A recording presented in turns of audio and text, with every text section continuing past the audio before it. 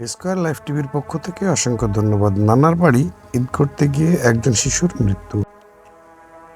যশোরে মায়ের সঙ্গে নানা বাড়িতে ঈদ করতে যাই 2.5 বছরের শিশু মাহমুদুল্লাহ, কিন্তু নানা বাড়ির পাশে পুকুরে ডুবে তার মৃত্যু পুরো পরিবারের ঈদের আনন্দ ম্লান করেছে।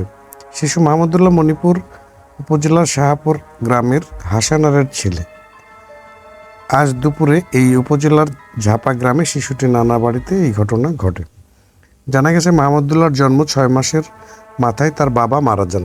তবুও পৈতৃক ভূমি শাহপুর গ্রামে মা মনিরা খাতুনের সঙ্গে থাকত মাহমুদুল্লাহ। ঈদ পালন করতে সম্প্রতি ঝাপা গ্রামে নানা আব্দুল মান্নানের বাড়িতে বেড়াতে যায়। দুপুরে মা মনিরা রান্নার কাজে ব্যস্ত ছিল।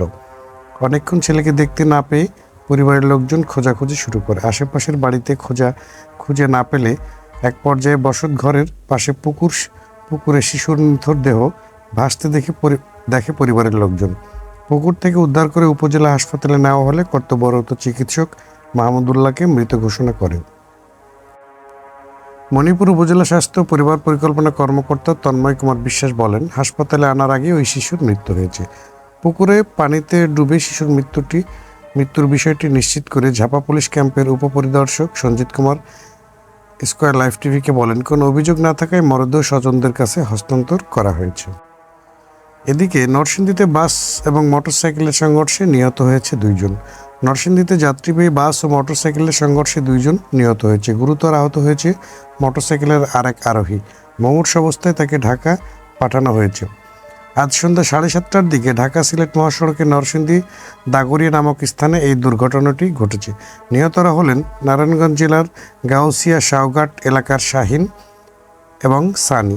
নিহতদের স্বজনরা জানিয়েছেন, নারায়ণগঞ্জ জেলার গাউসিয়া শাওঘাট এলাকা থেকে 3 বন্ধু শাহিন, সানি ও সাইম ঈদ উপলক্ষে ভৈরব বেড়াতে যায়। বেড়ানো শেষে তারা গাউসিয়া বাড়ি ফিরে। মোটরসাইকেলটি ঢাকা সিলেট মহাসাগরের নরসিংদীর দাগরিয়া নামক স্থানে পৌঁছালে একটি বাসকে ওভারটেক করার সময় বিপরীত দিক থেকে আসা আরেকটি বাসের সঙ্গে সংঘর্ষ হয়। ওই সময় বাইকটি বাসের নিচে চলে যায়। এতে ঘটনাস্থলে সানি ও শাহিন মারা যায়। গুরুতর আহত হয় সাইম। তাকে উদ্ধার করে নরসিংদী 100 শয্যা বিশিষ্ট জেলা হাসপাতালে পাঠানো হলে চিকিৎসক তাকে উন্নত চিকিৎসার জন্য ঢাকা পাঠিয়ে দেন। ইটাখোলা হাওয়াই পুলিশ ফাঁড়ির ইনচার্জ মোহাম্মদ ইলিয়াস জানিয়েছেন, দুর্ঘটনায় 2 জন মারা গেছে, তাদের মরদেহ জেলা হাসপাতালে রাখা হয়েছে। এদিকে ঈদের দিনে মদ্যপানে নিহত 3 জন। নওগাঁর মান্দায় বিষাক্ত মদপানে অসুস্থ হয়ে 3 যুবকের মৃত্যু হয়েছে বলে অভিযোগ উঠেছে। এছাড়া ঘটনার পর তাদের অপর এক বন্ধু মুক্তার হোসেন গা ঢাকা দিয়েছে বলেও জানা গেছে। আজ সন্ধ্যার দিকে উপজেলার বিলউই রাইল গ্রামের একটি মাঠে এই ঘটনাটি ঘটেছে। নিহতরা হলেন উপজেলা ভাটস ইউনিয়নের পাকুড়িয়া গ্রামের আক্কাস আলীর ছেলে শরীফুল ইসলাম পিন্টু, পাকুড়িয়ার মধ্যপাড়া গ্রামের আব্দুর রশিদের ছেলে আশিক হোসেন ও প্রাসাদপুর ইউনিয়ন দরিয়াপুর গ্রামের নেকবর আলীর ছেলে নাইমুর রহমান নিশাদ।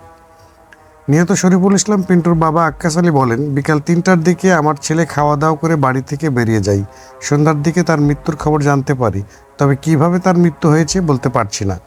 স্থানীয় পাকুড়িয়া গ্রামের বাসিন্দা বোরানুদ্দিন বলেন, সন্ধ্যার দিকে বিলুরাউল গ্রামের মাঠে 4 যুবক একসঙ্গে মদপান করে। এর কিছুক্ষণ পর তারা অসুস্থ হয়ে পড়ে। তাদের উদ্ধার করে হাসপাতালে নেওয়ার পথে আশিক নামের এক যুবক মারা যায়। অন্য 2 জনকে হাসপাতালে নেওয়া হলে কর্তব্যরত চিকিৎসক তাদেরকে মৃত ঘোষণা করেন।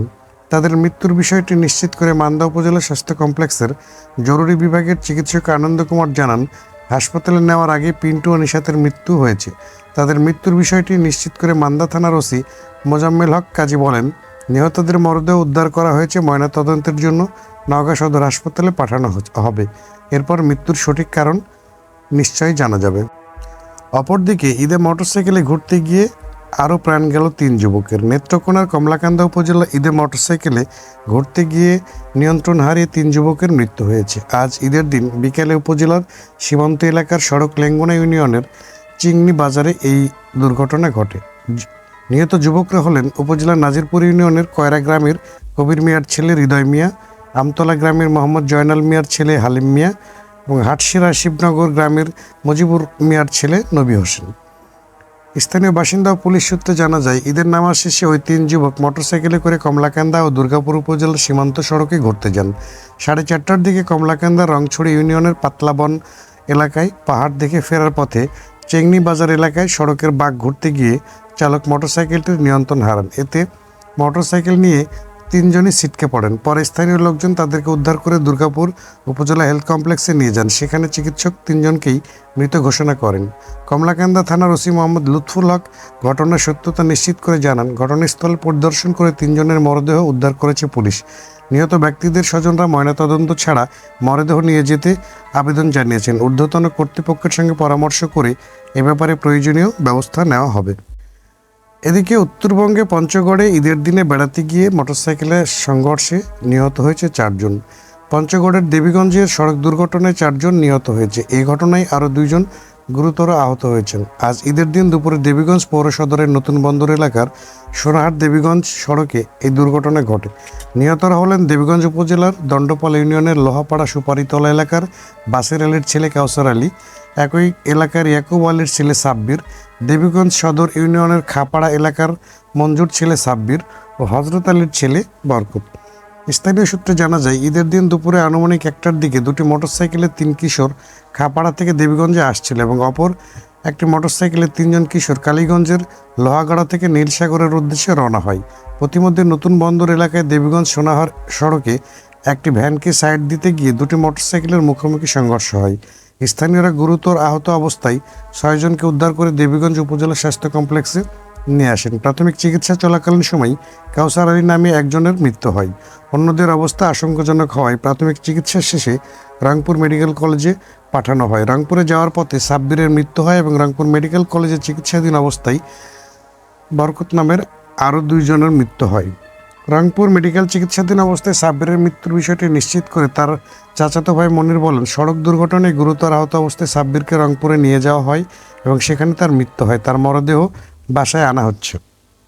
এদিকে হাসপাতালে আহত অবস্থায় চিকিৎসাধীন অবস্থায় রয়েছে বরকত, জাকারিয়া ও সোহেল। তবে বরকতের অবস্থা আশঙ্কাজনক বলেও জানা গেছে। দেবীগঞ্জ থানার ওসি সরকার ইফতেখারুল মোকাদ্দেম বলেন, এখন পর্যন্ত আমরা অফিসিয়ালি 2 জনের মৃত্যুর বিষয়টি নিশ্চিত হয়েছে। মরদেহ পরিবারের নিকট হস্তান্তর করা হয়েছে। এই ঘটনায় একটি মামলাও রুজু করা হয়েছে। অন্যদিকে প্রাইভেট কার ও মোটরসাইকেলের মুখোমুখি সংঘর্ষে নারী নিহত। রাজধানীর গুলশান প্রাইভেট কার ও মোটরসাইকেলের মুখোমুখি সংঘর্ষে মমতা শিকদার নামে এক নারী নিহত হয়েছে। এই ঘটনায় মোটরসাইকেল চালক জাহিদ নামের এক ব্যক্তি আহত হয়েছে। আজ ঈদের দিন বিকাল 3টার দিকে গুলশান 2 গোলচত্বর এলাকায় এই দুর্ঘটনাটি ঘটেছে। দুর্ঘটনার পরপরই ওই নারীকে উদ্ধার করে ঢাকা মেডিকেল কলেজ হাসপাতালে নেওয়া হয়। পরে বিকাল 5:45টার দিকে কর্মরত চিকিৎসক তাকে মৃত ঘোষণা করেছে। নিহত মমতা শিকদার ইউনাইটেড হাসপাতালে সিনিয়র স্টাফ নার্স হিসেবে কর্মরত ছিলেন, আর আহত জাহিদ ওই হাসপাতালে কর্মকর্তা। ওই নারীকে হাসপাতালে নিয়ে আসা সিএনজি অটোরিকশা চালক মোহাম্মদ সবুজ সংবাদ মাধ্যমকে জানান, দ্রুতগতির একটি মোটরসাইকেল ও একটি প্রাইভেট কারের মধ্যে সংঘর্ষ হয়। এতে মোটরসাইকেল থেকে ওই নারী ছিটকে পড়ে গিয়ে গুরুতর আহত হয়েছে। মোটরসাইকেল চালকও আহত হয়েছেন, তবে ইউনাইটেড হাসপাতালে নেওয়া হয়। পরে পথচারী গুরুতর আহত অবস্থায় ওই নারীকে অটোরিকশা দিয়ে মেডিকেলে পাঠালে জরুরি বিভাগের চিকিৎসক জানান ওই নারী আর বেঁচে নেই। আহত জাহিদের বরাতে অটোরিকশা চালক আরও জানান, জাহিদ ইউনাইটেড হাসপাতালের কর্মকর্তা এবং নিহত মমতা শিকদার ওই হাসপাতালের সিনিয়র স্টাফ নার্স হিসাবে কর্মরত ছিলেন। ঢামেক হাসপাতাল পুলিশ ক্যাম্পের ইনচার্জ পরিদর্শক মোহাম্মদ বাচ্চু মিয়ার মৃত্যুর বিষয়টি নিশ্চিত করে মরদেহ ঢাকা মেডিকেল কলেজ হাসপাতালের জরুরি বিভাগের মর্গে রাখা হয়েছে। বিষয়টি সংশ্লিষ্ট থানায় জানানো হয়েছে। এদিকে সদরঘাটে লঞ্চের রশি ছিঁড়ে নিহত আরও 5 জন। রাজধানী সদরঘাটে লঞ্চের রশি ছিঁড়ে 5 জন যাত্রী নিহত হয়েছে। এই ঘটনায় গুরুতর আহত হয়েছে আরও 5 জন। আজ বিকেল 3:30টার দিকে এই ঘটনাটি ঘটেছে।